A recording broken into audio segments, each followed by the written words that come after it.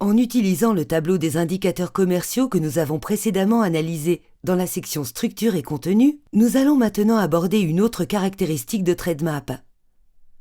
Si vous n'êtes plus en face de ce tableau, veuillez retourner sur la page Accueil et recherche, sélectionnez le code SH6 090111, café non torréfié non décaféiné,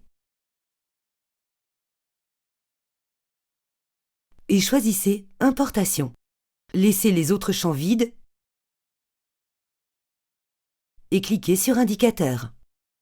L'une des colonnes qui apparaît sur le tableau des indicateurs est la concentration des pays fournisseurs. Cela montre à quel point le pays importateur est diversifié en termes de fournisseurs pour le produit sélectionné. La concentration est basée sur l'indice de Herfindahl, qui, comme expliqué précédemment, est calculé en faisant le carré de la part de chaque fournisseur dans le marché sélectionné et en additionnant les résultats obtenus.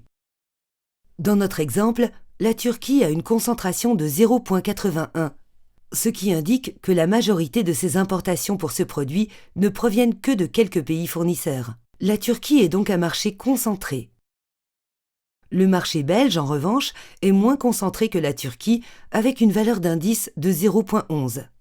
Nous pouvons noter que les principaux importateurs sont modérément concentrés, avec des chiffres allant de 0,11 à 0,18. Cela signifie qu'ils importent du café de plusieurs fournisseurs différents. Cet indice vous donne une idée des opportunités de pénétration d'un marché en prenant en compte sa diversification actuelle. Cependant, il est important de garder à l'esprit qu'une certaine valeur de concentration peut être atteinte de deux manières. Par un petit nombre de participants au marché avec une répartition égale des parts de marché, ou par un plus grand nombre d'acteurs dont les parts divergent.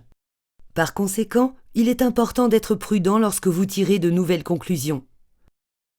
Un marché avec très peu de participants peut être facile ou difficile à pénétrer en fonction des circonstances particulières.